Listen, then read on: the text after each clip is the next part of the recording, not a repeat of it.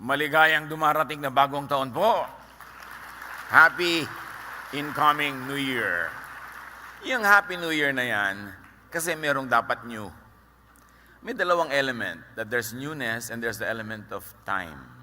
Kaya sabi, year. So, panahon ang pinag-uusapan, and New Year, merong dapat nagiging bago. Timing is as important as the deed itself, sometimes even more significant.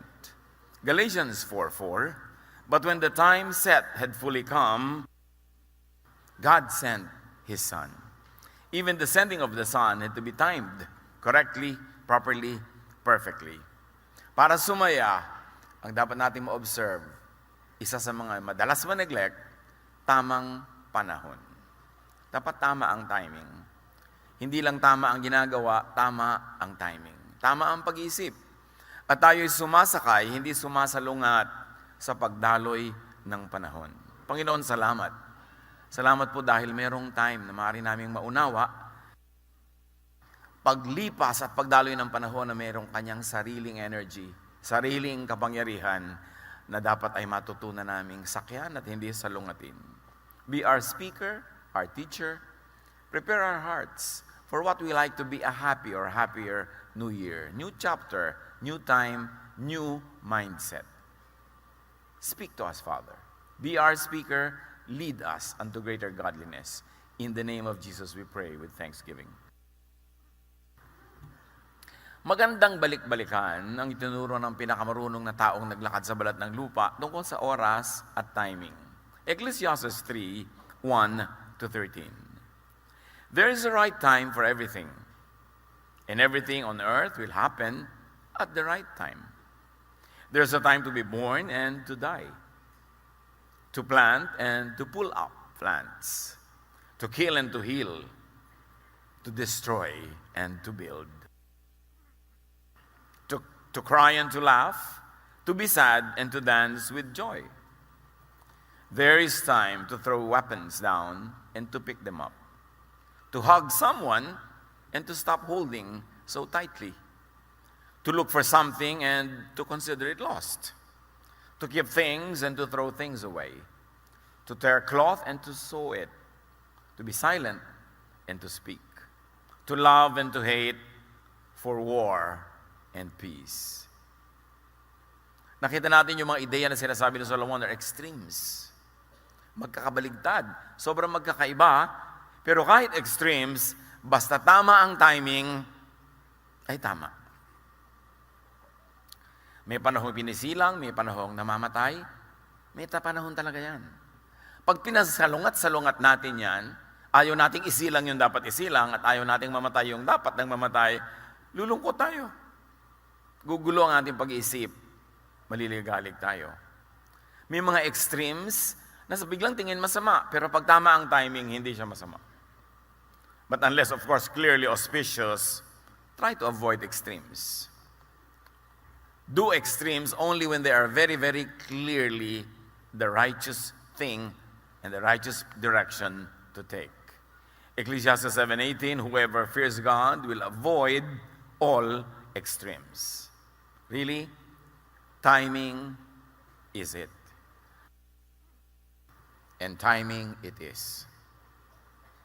At kung isa-isahin natin yung sinabi ng maraming extremes na yan, ano ang mapapala ng tao sa kanyang pinagpaguran? Sabi sa Ecclesiastes 3. Alam ko na ang itinakda ng Diyos sa tao. Alam ko na ang itinakda ng Diyos sa tao, iniangkop niya ang lahat ng bagay sa tamang kapanahunan. So lahat ng gusto mangyari para sa atin ng Panginoon, may kakambal na tamang oras. Godliness, therefore, is timeliness. I remember a vivid lesson in high school grammar, yung on time at in time. Pag sinabing she came on time, kung anong pinag-usapan na dapat oras, yun ang dating niya. Pero pag sinabi mong she came in time for the refreshments, ibig sabihin, tamang-tama para sa isang bagay, kahit hindi yun ang pinag-usapan. So, yung perfect natin yung timing, kailan on time at kailan tayo in time. Mag-isip, manuri, makiramdam, kung tama sa panahon. Meron kang gustong sabihin sa asawa mo, tama ba sa panahon? Yes, tama ang gusto mo sabihin, pero tama ba sa panahon? Meron kang gustong simulang negosyo, meron kang gustong tapusin na isang project, meron kang gustong simulan na relasyon, tama ba sa panahon? Paano nalalaman kung tama sa panahon? Dahil Diyos pala ang nagbibigay ng tamang panahon. Therefore, dapat natin nalalaman kung tama. Pag tama ang timing, magaan. Natural, hindi pilit. Pagkapagod na pagod ka to engineer things, to manipulate, to make things happen, hindi yan timing ng Diyos. Pilit mo yan. At kadalasan, pag pinipilit natin, mapakla, mapait ang bunga. Dapat matuto tayong makiramdam because we are spiritual people at lahat ng bagay ay mayroong spiritual dimension. Lahat ng nangyayari sa physical reality ay mayroong kakambal sa spiritual world. Therefore, dapat tugma. Magaan sa kalooban at likas na dumadaloy, hindi pinipilit. Sa pagpapatuloy ng Ecclesiastes 3, ang tao'y binigyan niya ng pagnanasang alamin ng bukas, ngunit hindi binigyan ng pagkaunawa sa ginagawa ng Diyos mula sa pasimula hanggang sa wakas. We have this God-given curiosity to know and to want to know what might be and what could be, pero hindi naman ipinaalam sa atin ng Diyos ang mga sagot. So ano lang ibig sabihin nun? Huwag magpagod na alamin ang marami. Huwag magpagod na alamin ang lahat. Sabi nga ni Solomon, with more knowledge comes more sorrow. May mga bagay na mas mabuti pang hindi mo alamin o kaya hindi mo alamin ngayon. At may mga bagay na dapat mo alamin ngayon kasi pag hindi mo inalam ngayon, it will be disadvantageous to you. So even learning, the application of knowledge, yung pagbubukas ng isip, may timing. Huwag magpagod sa hindi dapat isipin muna. Alam kong walang pinakamabuti sa pagpapatuloy ni Solomon, walang pinakamabuti sa tao kundi magpakaligaya at gawin ang pinakamabuti habang siya'y nabubuhay. So meron naman palang pwede mong gawin anytime, any moment, every time, every moment, maghanap ka ng kaligayahan. Ibig sabihin, anuman ang sitwasyon, hanapan mo ng ikaliligaya. Kung hahanap ka ng kaligayahan, doon lang sa totoong at face value ay maligaya, konti lang yun. So hanapan mo, pigaan mo ng kaligayahan ang anumang pagkakataon. In other words, as we always say, how do you go about life? Maximize pleasure. Lahat ng pwede mong idagdag na kulay, sa kulay, lahat ng pwede mong idagdag na lasa, o bawasin para merong lasang tumingkad, how do you maximize pleasure? Paano mo dadagdagan ng musika ang ingay? Paano mo dadagdagan ng lambot ang iyong higaan? Paano mo dadagdagan ng saya ang isang okasyon? Yun ang pagsikapan. Sabi ni Solomon, kahit anong oras, magandang ginagawa yun. You always ask, how can I improve the situation? How can I make the situation happier? How can I maximize pleasure? Kaya nakikita nyo, ang unang-unang himala ng Panginoon, Jesus, tubig ginawa niyang alak.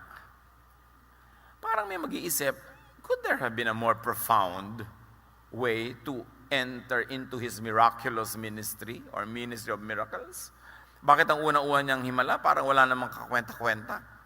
Alak. But the Lord was maximizing the pleasure of that event.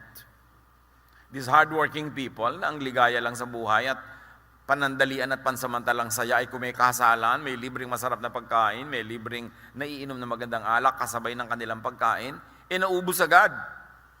At nakikita natin agad doon na sa Panginoon walang maliit na bagay. Sa mga religious people, merong maliit, merong malaki. Pero sa Kanya, kung malaki sa'yo ang bagay na yan, di mamalakihin ko kasi malaki sa'yo Importante sa'yo, di magiging importante rin sa akin. And that miracle tells us that the Lord would like us to maximize pleasure. Kasi kung nag-uwian na agad dahil wala ng alak, wala ng handa, edi balik na naman sila sa kanilang napakahirap na buhay at pagsisikap na lang na walang katapusan hanggang magkaroon uli ng susunod na kasalan. So maximize pleasure. That is always good to do. Sa pamilya nyo, how can you maximize pleasure? When you have an event, when you have a gathering, and even at work, how can you maximize pleasure? Yung mga iba, yung Monday na naman, pasukan na naman, ayaw pumasok kasi parang impyerno ang trabaho. But how can you make the workplace more pleasant? How can you maximize your happiness while at work? Kasi kung nagtatrabaho ka ng 8 hours a day, ipagpalagay ng 8 hours a day, edi that's 1/3 of your life every day. So dapat kahit sa pagtatrabaho may kaligayahan ka. Hindi lang 5 o'clock na uwi na, pagsisimula akong lumigaya. Kasi merong nasayang na panahon. So you maximize pleasure and you minimize pain. Nag-aaway kayo mag-asawa, how will you minimize the pain? Pwede.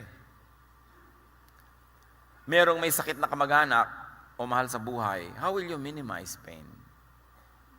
Merong kabiguan, merong hindi pumasa sa board, merong paulit-ulit na nabibigo. How will you minimize pain? Because pain is always around. And the wise people of God will master the art of minimizing the pain. So we maximize the pleasure, we minimize the pain, and all the time, we do the most good.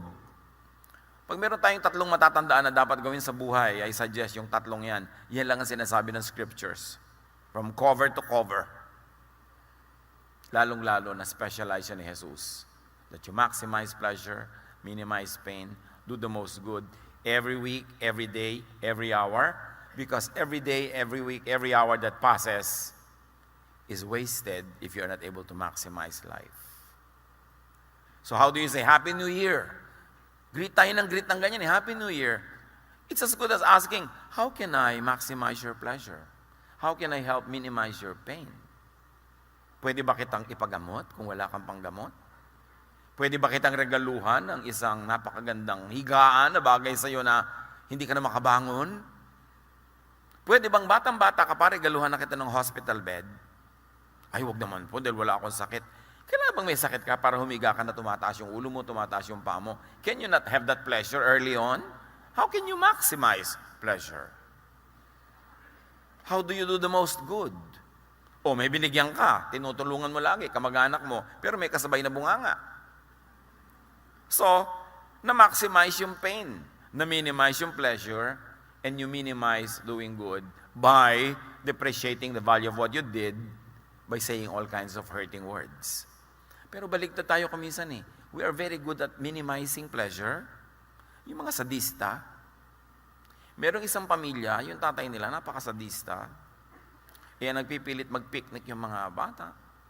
So isinakay, piknikan, pagdaan nila doon sa magandang view, o tingnan nyo na, tas uwian na, sa bahay kinain yung food. Maximize pain, minimize pleasure, and do the least good. Sayang. And that is real. That's a totoong eksena yan sa buhay. And that is many variants in our daily lives. How do we maximize pain? May sakit na yung kamag-anak mo, uusigin mo pa, ayan, marami ka kasing kasalanan. What are you doing? You are maximizing the pain. Binigyan mo nga ng prutas, pero sinermonan mo nga takot-takot. You are minimizing the pleasure. Kailangan magising tayo sa mga kasinungalingan na ito ng buhay na actually reality ng marami kasi hindi lang nag-iisip. Dadalaw ka sa isang tao, ang laki-laki ng effort mo magpunta doon, ang ending nag-away kayo, di ba sayang yung time? Nag-invest ka ng time, tapos ang ending nag-away pala kayo. Kaya yung mga ibang naka-duty, yung mga marino na 10 months na nasa barko, pag-uwi, mag-aaway pa ba kayo noon? Kailangan isikapin na hindi para yung oras, huwag masayang. Kasi pag nagtampuhan kayo, pag nagtampo si Mrs. ng 3 oras, masusuyo din naman sa ika-4. Ngingiti-ngiti din naman kahit unti-unti. Mamaya nakapulupot na uli sa'yo. Pero sayang yung 3 oras. Bawat tik-tak ng orasan, papalapit tayo ng papalapit sa kamatayan. Yun ang totoo. So huwag tayong magsayang ng sandali. Alam ko rin kaloob ng Diyos nang ang tao'y kumain, uminom, at pakinabangan ng bunga ng kanyang pinagpaguran. So these are all in time and those all on time. Meron kang dapat ginagawa in time. Halimbawa, Hindi mo pa balak na magtanim, pero biglang nag-uulan ng ilang araw. Wow, maganda magtanim. This is doing it in time. Pero meron talagang panahon na magtatanim ka na on time. Kasi pag hindi mo kasabay nagtanim yung mga ibang farmers, later on, nag-harvest na sila, ikaw hindi pa, lahat ng daga lilipat sa'yo. Kasi ikaw na lang yung may fruit. So may on time, may in time talaga. Marunong ka makiramdam na iniiba mo yung nakaset mong schedule na in time, na on time, kasi merong dapat gawin in time. Okay, parang on time na, napagalitan mo ang iyong anak dahil hindi siya pumapasa sa maraming bagay, pero biglang ang okasyon ay iba ang takbo. Parang panahon nito para tayo magsaya, so you do it now in time. Kung ano ang hinihingi ng okasyon, whatever will yield the best results for you, marunong ka dapat mag-adjust. Hindi ka slave dapat ng orasan, marunong ka dapat sumakay sa sinasabi ng panahon. Ecclesiastes 3:14-15, alam kong namamalagi ang lahat ng ginawa ng Diyos. Wala nang kailangan idagdag at wala ring dapat bawasin. Gayon ang ginawa ng Diyos upang ang tao ay magkaroon ng takot sa Kanya. So kahit ano palang pagsisikap natin, wala naman tayong maidadagdag at maibabawas. That is in the general scheme of things. But we can of course influence the specifics that are very close to our daily existence. So flow na lang. Do not over-manipulate time and life. Merong normal na takbo yan. Makidaloy sa agos. Kung time na malungkot ang mood, at dapat talagang maging malungkot, may gain din yan. Meron din yan na benefit. Huwag mong pilitin na ibahin kung yun ang dinadala ng panahon. Lahat ng nangyayari ngayon ay nangyari na noong una, gayon din ang magaganap pa. Paulit-ulit lamang ang mga pangyayari. Kahit climate change. Ang laki-laking issue yung mga tao ngayon yung climate change. Totoo, meron tayong pwedeng gawin to mitigate the negative effects. Meron tayong pwedeng gawin para ma-maximize yung pleasure, ma-minimize yung pain, and to do the most good about it. Pero kung may climate change, edi may climate change. Sabi ng Ecclesiastes, ang nangyari ngayon, nangyari na noon at mangyayari pa uli. Paulit-ulit lang. Except that we were not here when the major other climate change happened. Except na hindi ganito karami ang tao noon, o baka ang dami din, nag-climate change na bawasan. Ang mahalaga mga kapatid, adjust. Lagi nang po problema yung mga iba about this climate change at nawawala yung kaligayahan nila, puro fear ang nangyayari. Adjust. Sabi, Pastor, bakit po ngayon December umuulan? Eh di umulan, magpayong ka. Ano po pinaproblema? Mapipigil mo ba yan? Paano po yan? Yung summer, hindi na summer. Eh di ilipat natin yung summer. Kung tag-ulan na ngayon pag summer, di dapat ilipat natin yung mga kalendaryo natin. Kung kailan hindi tag-ulan, doon ka mag-schedule ng kasal. Doon ka mag-schedule ng mga gathering, adjust lang tayo. Why problematize it? Solomon said, what has been will be, is coming and is going on, and it will keep going on. Because there's nothing you can add or subtract from creation. Hindi end of the world dahil lang lumipat ang ulan. Hindi end of the world dahil lang uminit o lumamig. Kailangan lang tayong marunong mag-adjust. At yung ginagawa natin na abusive ways, bawasan o tanggalin para makatulong tayo na mabawasan yung hirap to minimize the pain. In other words, marami tayong ginagawa meaningless. To worry, to over-worry, to manipulate what we cannot manipulate. No matter what people do, nothing is added to nor subtracted from creation. In fact, since creation, up to now, not one drop of water is lost or gained. Recycle lang ng recycle. Marunong ka lang dapat sumayaw sa panahon. So manage creation well. Let's do our best. Then let creation be. Kung iinit, iinit. Maglulubugan daw po ang mga maraming cities sa 2050. Eh di maglipat-lipat ka na ngayon pa lang. Eh kung mangyayari, pipigilin mo ang dagat? Kaya mo bang pigilin ng pagtaas ng dagat? Matutunaw daw po ang mga yelo. Eh tubig din naman talaga dati yan, naging yelo lang. So siguradong nung naging yelo yan, napakaraming lupang dating lubog na lumitaw. Ngayon matutunaw, eh di lulubog uli. Hindi lang nga nangyayari in one lifetime, kaya parang bagong-bago sa atin yan. Pero it has been happening. A lot of studies. In fact, there are very intriguing studies now that even in Antarctica, because the ice is melting and the ice is diminishing by the minute. Marami na ngayon nakikita ang mga satellites na parang evidences of architecture and civilization buried in the ice. Na dating hindi natin alam nung ang dami-daming yelo. So meron pala tayo mga makikita at malalaman pang yung mga yelong yung natunaw. Mag-adjust lang tayo. Tulad ng mga National Museum natin, National Library, National Archives, dapat dalhin niya sa Marikina o sa Antipolo para pag lumubog ang mga coastal cities, safe ang ating national patrimony. That is the thing we can do. Hindi yung mag-worry na mag-worry. Marami pa namang highland, marami pang matataas na lugar. Agahan na ang pag-a-adjust kung kailangan. Ang dami-dami nagwo-worry, mayroon po palang fault line dito. Dati na yan. Paano po yan yung bahay namin nasa fault line? Anong dapat mong gawin? E di lumipat ka, ang hirap naman po. E di lumubog ka pagka kinain ka ng lupa. Ayaw mo palang mahirapan. Kailangan mag-adjust ka lang. There are things you cannot change. Katulad ng asawa nyo, mababago nyo pa ba yan? Baka mas madaling ilipat ang fault line. Kesa sa baguhin mo pa. Tanggapin mo na lang, maximize your pleasure. Kesa minamaximize mo ang iyong worry, naiinis ka, huwag ka na lang mainis. Kailangan gumawa ka ng paraan para kayo sumaya. Tulad ng, alam nyo po, overtime, palakas ang hilik niya. Alam nyo ba, maraming asawa nagdurusa dahil sa hilik. Ayaw lang aminin. Pag pinatayo natin ngayon, baka ang daming tatayo. Pero ayaw aminin kasi iniisip nila, napaka-unfaithful nila. Well, kung talagang worry nyo yan, either maglagay kayo ng mga takip sa tenga, o gumawa kayo ng dalawang magkahiwalay na higaan. Paano naman po kami? Eh di may isa kayong common higaan na pag gusto nyo nandun kayo. Pero kung gusto mong matulog, nandun ka sa kabila, it doesn't mean ayaw mo sa kanya, ayaw mo lang na ang tulog mo ay magkaputol-putol. Masama bang gawin yun? One of the best bedrooms I have seen, somebody I fondly called Tita. Ang bedroom nila mag-asawa, merong magandang bedroom sa gitna, bed, nice. Pero sa kabila nun, left and right side, may tigisa silang bedroom. At may tigisa silang banyo sa dalawang dulo. So hindi, dalian mo. Alam kung gaano pag-aaway ng mag-asawa sa pagmamadali dahil nakaupo ka sa trono, gusto na rin niya maupo, o ang tagal-tagal mo sa shower, o nag-iisa ka sa lababo. Napakahirap pa talaga gumawa ng dalawang maliit na kwarto para matigil ang awayan na yan. Ngayon, pag gusto nilang magkasiping sila, nandun sila sa gitna. Pag dumating yung misa sa gabi na nandun sa gitnang kama yung asawa niya, gusto niya ako katabi, pero ako ayoko, dito ako matutulog. Walang personalan, sa ayaw niya eh. Di ba? Gusto niya mahiga, matulog.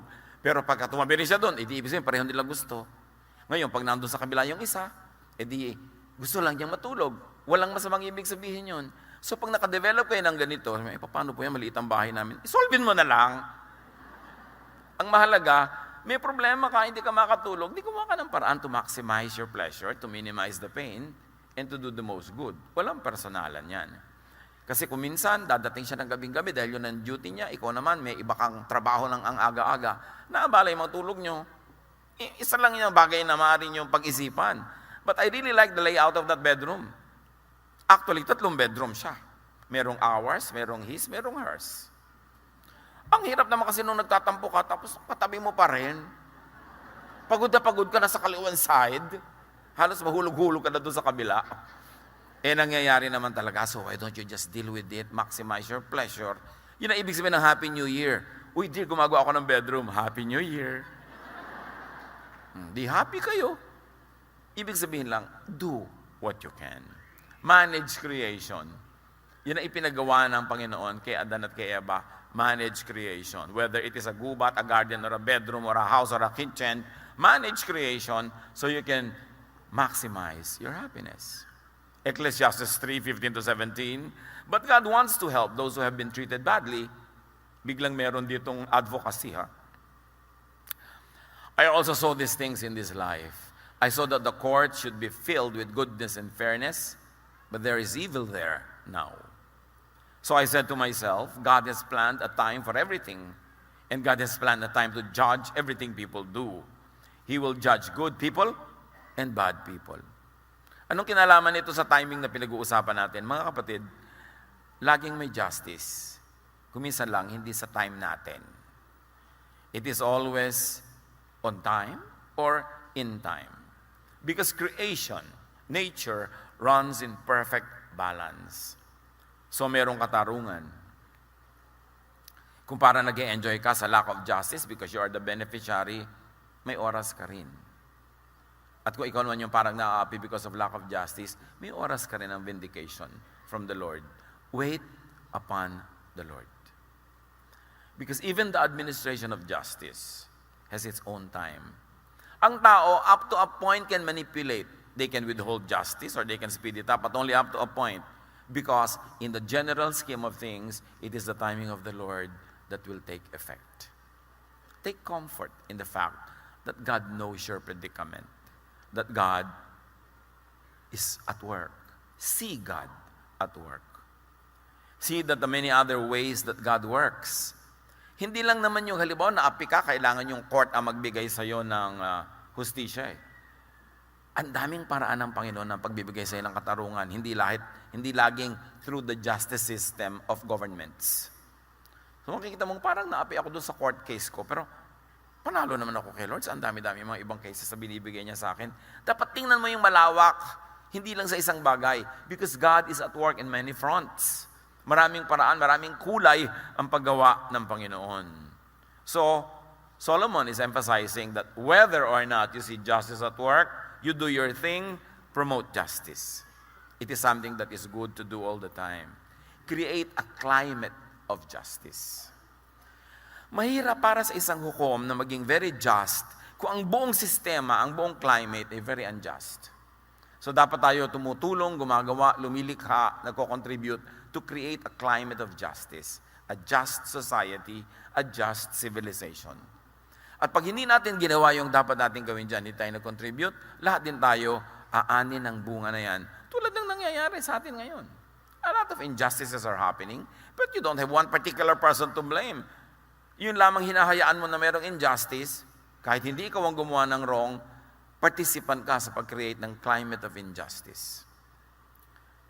Yung nakapila ka kung minsan na ganyan, meron pang uuna sa'yo, ang ganda-ganda ng damit, ang laki-laki ng hikaw, tapos walang urbanidad ng uuna.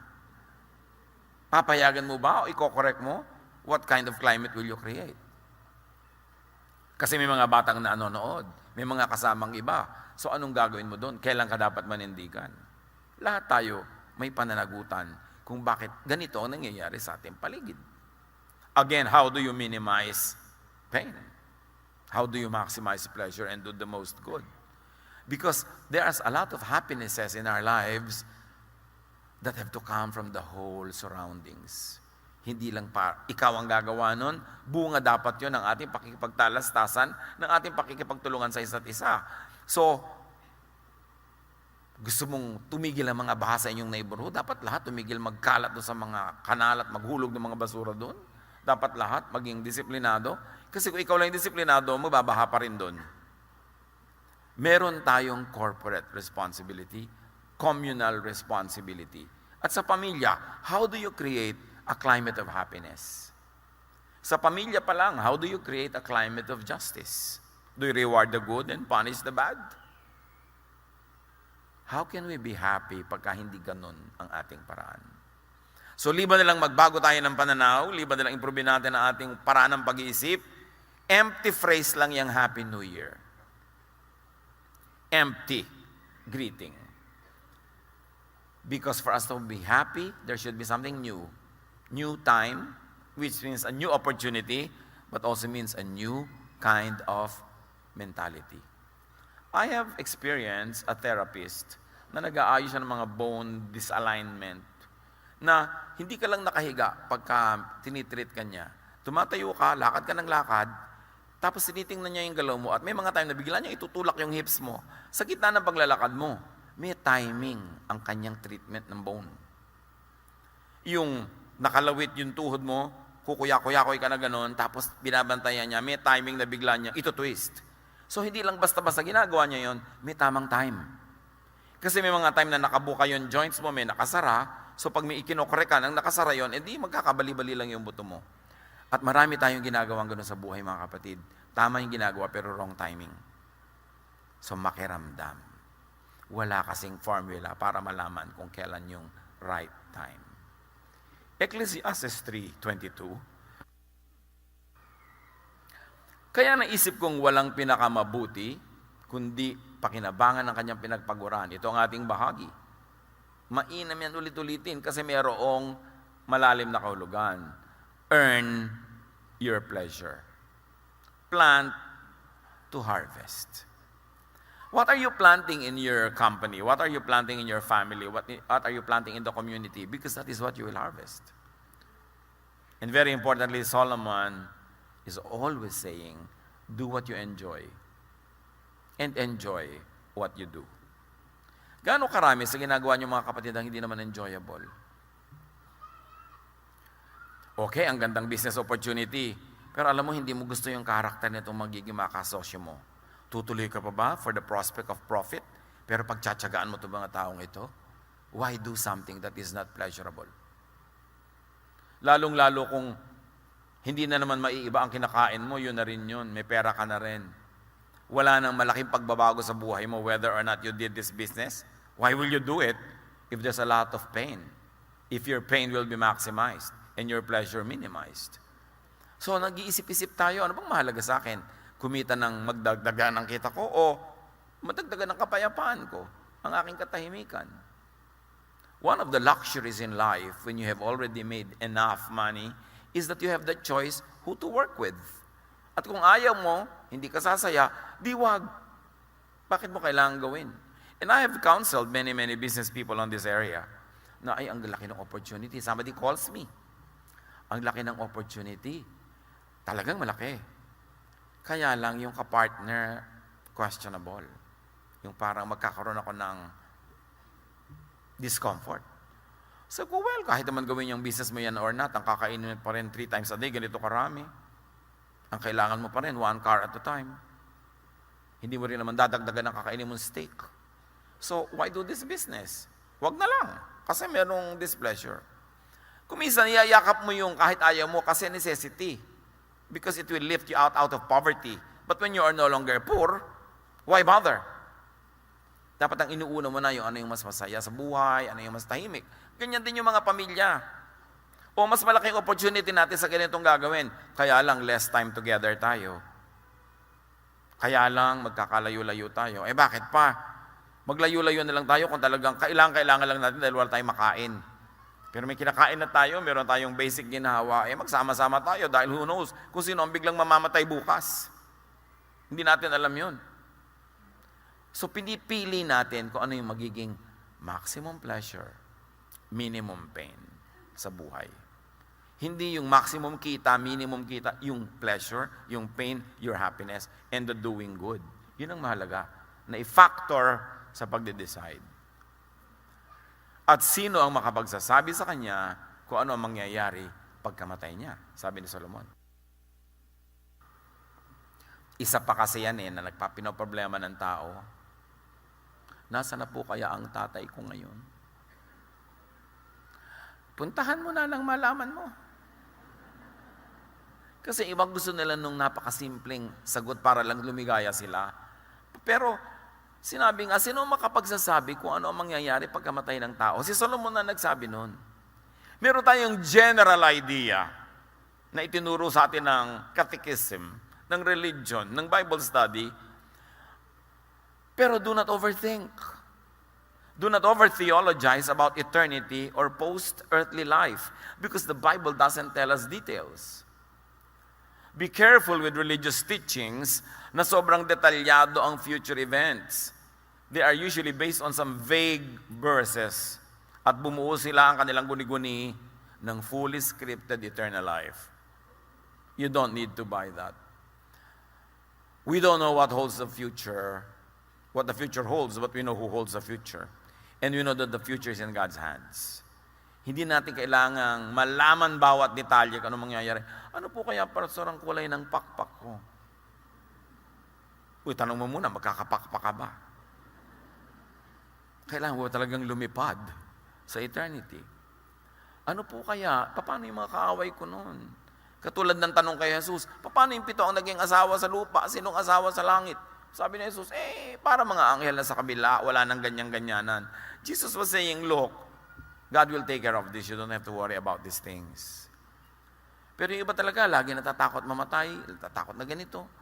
paano po yung stepmother ko? Kasama ko rin sa langit. Yung nakaaway ko, kasama ko rin ba yan? Isa yan na nagtatanggal ng happiness natin eh. Nababawasan yung excitement to be with the Lord in an eternal spiritual context. Because we over-worry. Tapos parang gusto mo talaga may mga magpunta sa impyerno. Ibig niyo po sabihin, yung mga kapitbahay ko, hindi rin sila pupunta sa impyerno dahil na born again din. So gusto mo ikaw lang. Yung mga bagay na hindi dapat pinag-iisipan. Kasi kahit anong pag-iisip ang gawin mo, sayang lang, hindi mo rin masosolve. Ecclesiastes 4:4, nakita ko rin ang tao ay nagpapagod upang mahigitan ang kanyang kapwa. Ngunit ito man ay walang kabuluhan, tulad lang ng paghahabol sa hangin. How much do you do? Do you do because you're only trying to compete with someone? May nagsabi, bakit po may mga pamilyang ang yayaman na nila? Pagkayaman-yaman na, wala pang tigil ng pagpapayaman. Sabi ko, alam mo, may mga pamilya na may mga sibling rivalry. So yung magkakapatid na yan, kahit bilyones, trilyones ang pera, may personal silang paligsahan, kaya ayaw nilang tumigil. Hindi lang dahil gustong-gusto nilang kumita, kasi may mga kalaban sila. Meron silang audience, meron silang pinaghihigantihan na dating umapis sa kanila, ng small sa kanila noong araw. So gusto lang ngayon madaig. Pero sabi ni Solomon, sayang ang pagod kung ginagawa mo lang yan para daigin ang kapwa. Useless. What is useless and waste of time? Competitive hard work. Competitive acquisition. Just to outdo your neighbor. Yung pagod na pagod ka ng paliitin ng bewang mo dahil lang mas maliit ang bewang ng kapitbahay mo. Diba? May ganun eh. Gustong-gusto mo na yung anak mo, napakataas ng grade, hindi para siya matuto, kundi para madaig niya yung kapitbahay nyo, para mas proud ka dun sa nanay niya kaysa madaig mo sila. Gaano karami sa ginagawa natin mga kapatid dahil lang may kakompetensya tayo.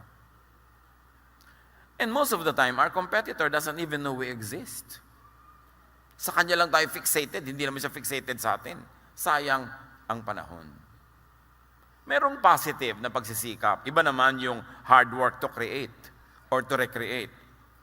You want to outdo your previous performance. You want to do it better, then that is good.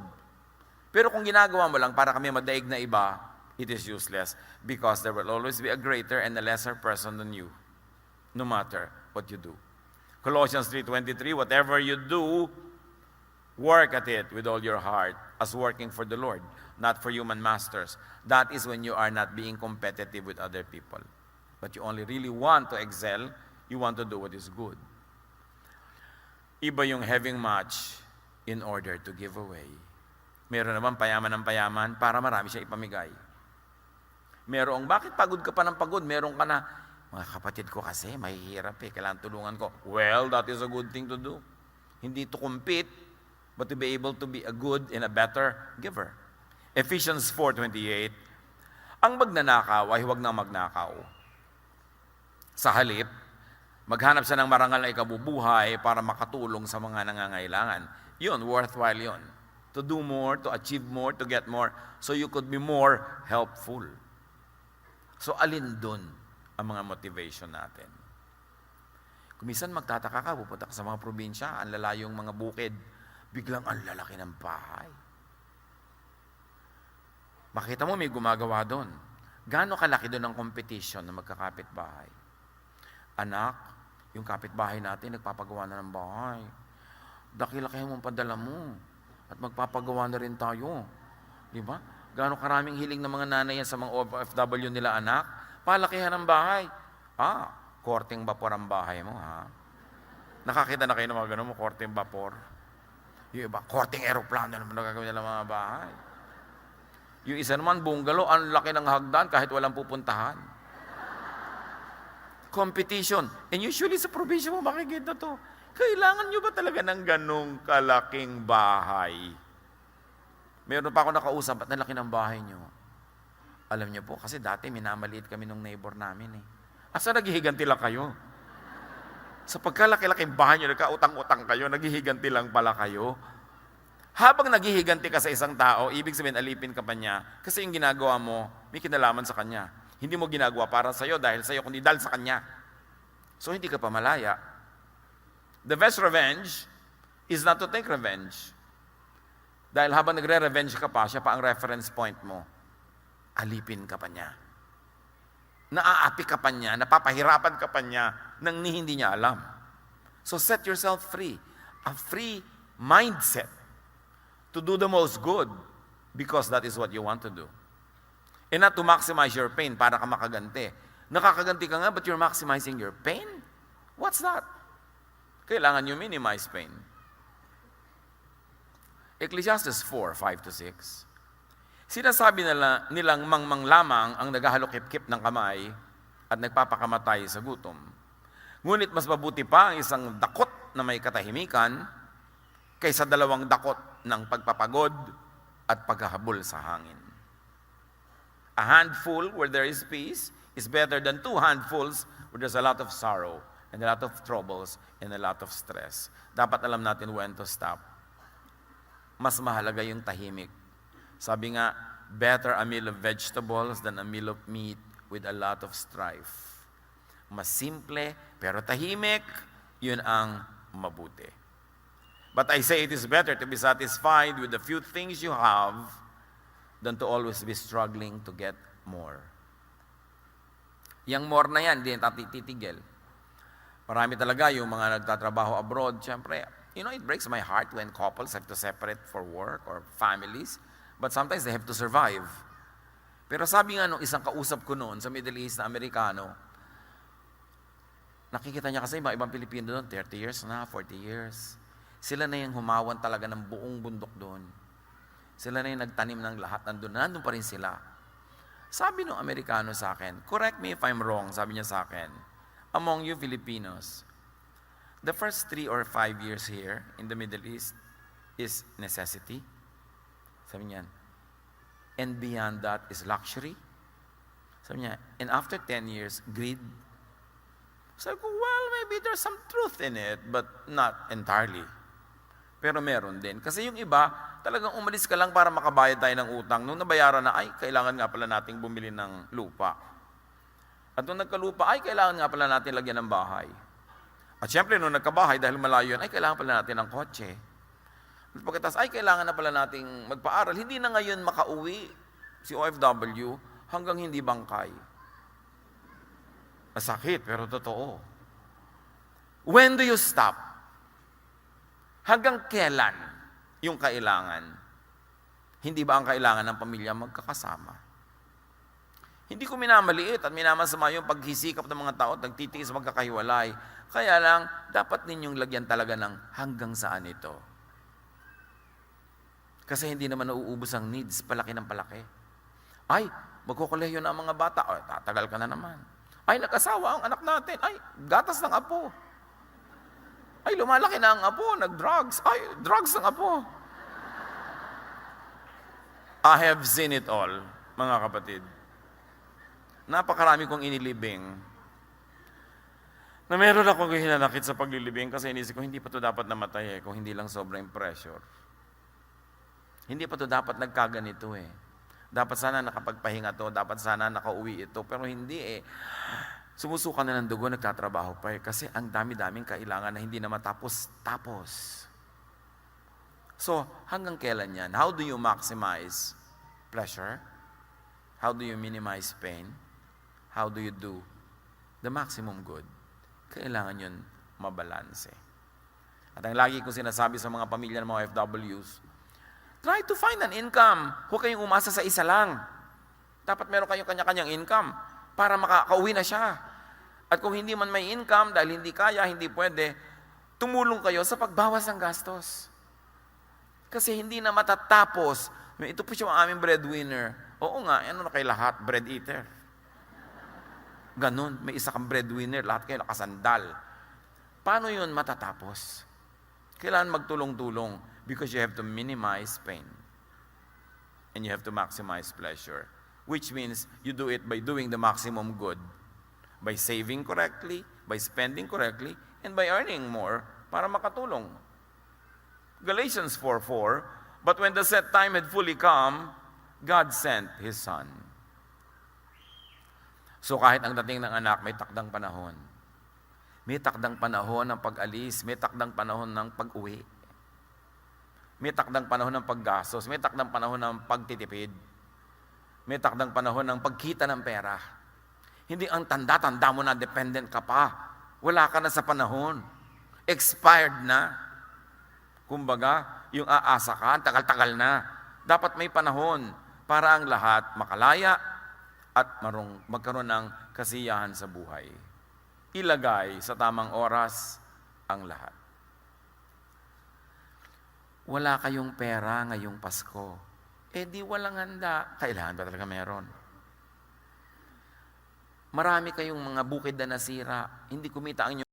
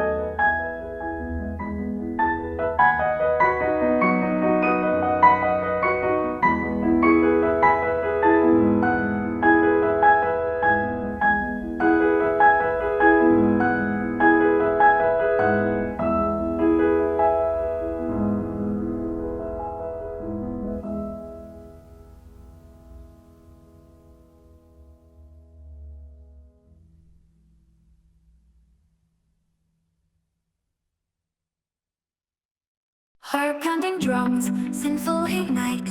Classical flourishes paint a vibrant light. Indie rock guitars scream with pure delight. Let's break the mold, this is our electric night. Neon dreamscapes bathed in stardust glow. Boundaries blurring, a genre overflow. Lost in the rhythm, where possibilities flow. The symphony of chaos sets our spirits aglow. We're electric rebels, defying the norm. Breaking the chains in a sonic storm. Sentient whispers morph into a battle cry. This is our revolution, soaring to the sky.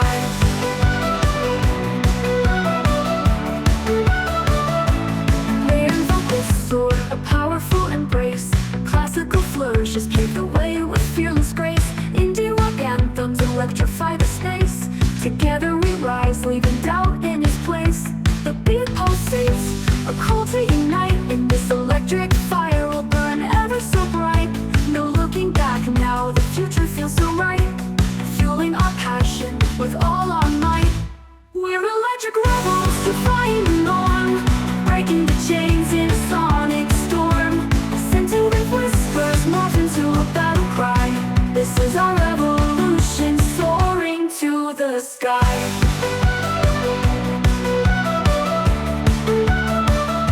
No walls can hold us, no limits can bite. United by music, a new world will find.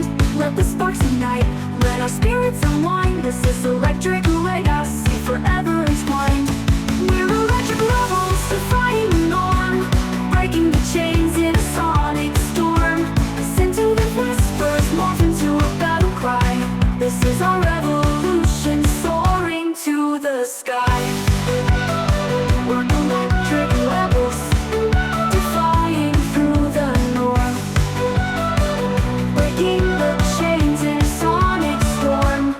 Some have whispers morph into a battle cry. This is our revolution, soaring to the sky.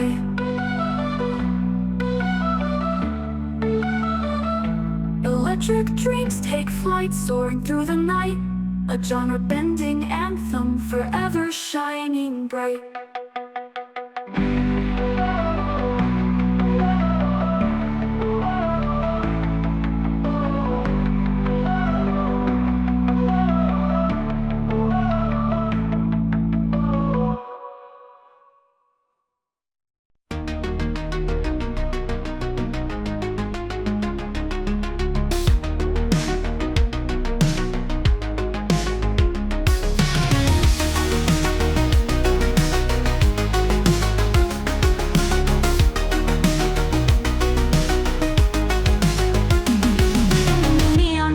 Where the shadows play, I'm drifting on echoes in a timeless way. With a heart full of mystery and a soul so keen, I'm dancing through layers in this haunting scene. Melodic whispers like a distant tide. In this experimental rhythm I'm here to bide. A symphony of dreams in an indie rock scene. In this layered dance where my heart spins. Oh, I'm lost in the music, in the symphonic dream. With a classic tune that I can't quite seem. Late female voice in the old rock light. In this haunting song where dreams ignite.